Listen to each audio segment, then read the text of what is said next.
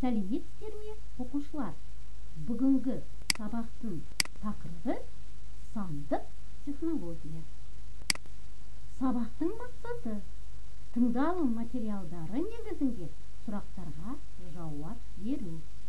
Бағалау критерийлері: мәтінді тыңдай біледі, мәтін мазмұны негізінде сұрақтарға жауап бере алады. Енді балалар, бүгінгі сабақтың жаңа сөздерімен танысамыз.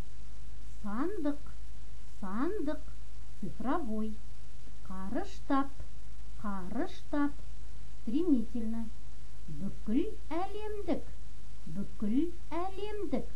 всемирный, желісіне, желісіне, сети, адамзат игілігі,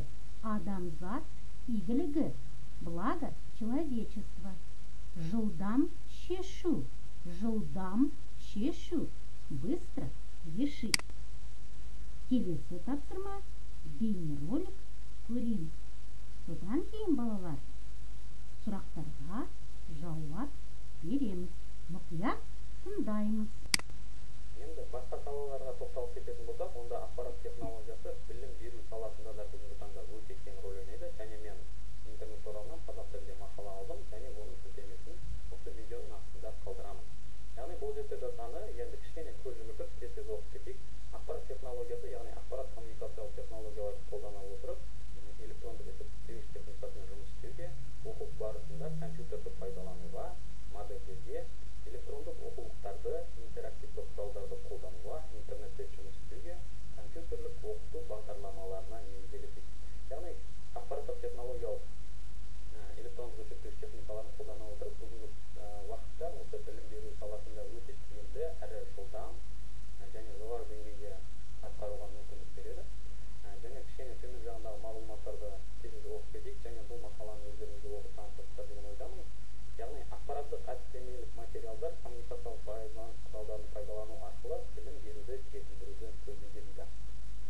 Ақпараттық коммуникациялық технологиялардың келешек ұрпақтың жан-жақты білім алуына, іскер әрі талантты, шығармашылығы мол, еркін дамуына жол ашатын педагогикалық, психологиялық жағдай жасау үшін де тигізер пайдасы мол дейді.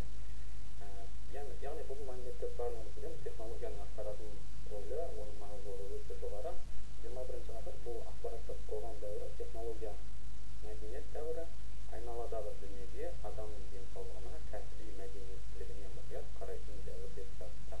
Білім беру үрдісін ақпараттандыру, жаңа ақпараттық технологияларды пайдалану арқылы дамыта отыру, дара тұлғаны бағыттап оқыту мақсатында жүзеге асыра отырып, оқу тәрбие үрдісінің барлық деңгейлерінің тиімділігі мен сапасын жоғарылатуды көздейді.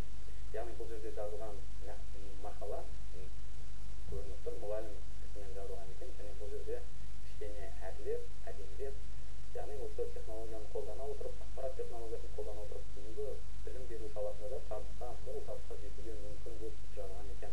Келесі сайтқа көшетін болсақ, осы жерде көретініміз ақпарат технологиясының басқа да салаларда қолданылуы, соның ішінде денсаулық сақтау саласында өте маңызды рөл ойнайды. Яғни бүгінгі таңда технологияның дамуы арқылы өте күрделі, яғни оталар, операция дейміз, яғни осындай кішкене денсаулық сақтау саласында да өте маңызды рөл ойнайтыны белгілі.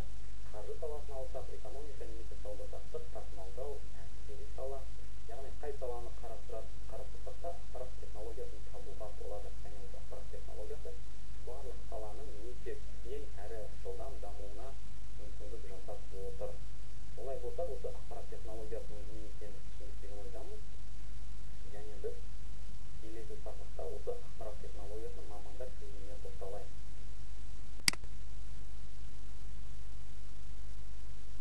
Жақсы балалар, енді осы тыңдаған бейнеролик арқылы айтылым дағдысы бойынша сұрақтарға жауап берейік.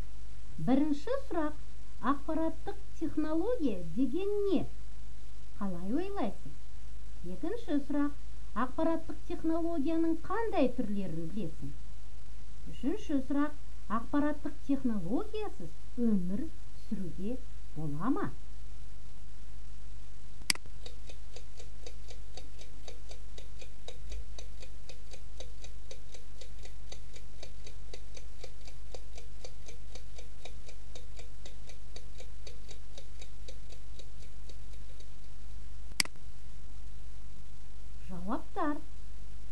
Ақпараттық технология деген не? Қалай ойлайсың? Ақпараттық технологиялар ақпараттық нарықта алға қойған мақсаттарға қол жеткізу үшін қолданатын әртүрлі әдіс-тәсілдер мен техникалар.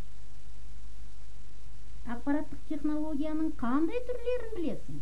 Ақпараттық технология электрондық есептеуіш техникасымен жұмыс істеуге, оқу барысында компьютерді пайдалануға, электрондық оқулықтарды, интерактивті құралдарды қолдануға, ғаламторда жұмыс істеуге, компьютерлік оқыту бағдарламаларын негізделеді. Үшінші сұрақ. Ақпараттық технологиясы өмір сүруге бола ма?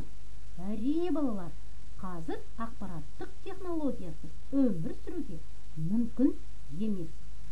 Өте тамаша жауап бердіңдер. Балалар, ендігі кезекте аудио мәтінді мұқият тыңдаймыз. 12-ші тақырып. Бірінші, екінші сабақтар. Екінші тапсырма. Сандық технология деген не? Ол адамдарға не үшін қажет? Сандық технология кодтау әдістеріне негізделген ақпарат берудің дискретті жүйесі. Сандық технология аз уақытта бірнеше міндетті шешуге мүмкіндік береді. Енді аудио мәтін негізінде сұрақтарға жауап беру. Бірінші сұрақ. Тыңдаған мәтін не туралы? Екінші сұрақ.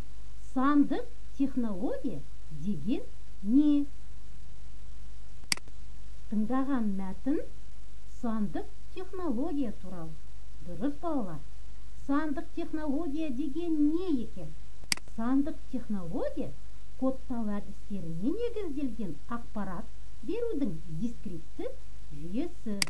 Жақсы балалар. Оқылым дағдысында балалар оқулықтарында 123-ші, 124-ші беттегі берілген үшінші тапсырмамен, яғни мәтінді оқып шығасыңдар. Мұқият оқып шығыңдар.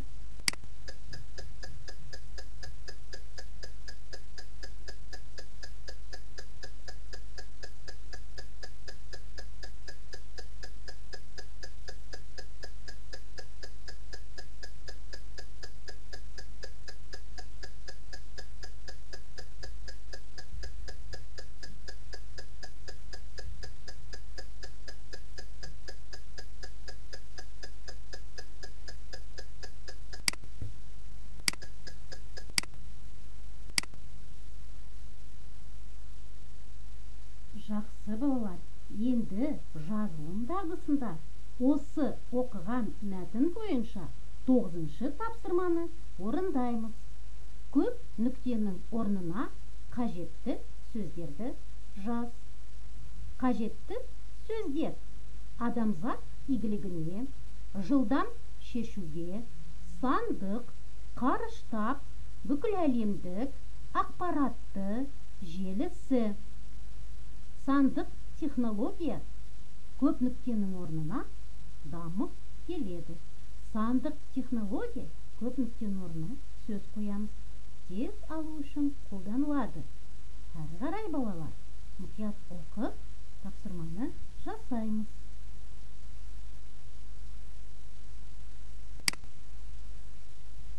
Дұрыс жауаптары. Сандық технология қарышта дамып келеді. Сандық технология ақпаратты тез алу үшін қолданылады. Сандық технология бизнес, медицина, өндіріс, тұрмыста кең қолданылады. Интернет желісі де адамдарға көп мүмкіндік береді. Кез келген өндіріс пен ірі ұйымдар бүкіл әлемдік интернет желісі арқылы қызмет аясын кеңейте алады. IT-технология инновациялық жаңалықтарды адамзат игілігіне жаратады. Сандық технология аз уақытта бірнеше міндетті жылдам шешуге мүмкіндік береді. Өте тамаша балалар. Балалар, бас бармақ тәсілі арқылы кері байланыс жасайық. Барлығын түсіндім дегендерін бас бармақты жоғары ұстаңдар. Енді түсініп келемін дегендер бас бармақты көлденең ұстаңдар. Түсінбедім дегендерін бас бармақты төмен ұстаңдар.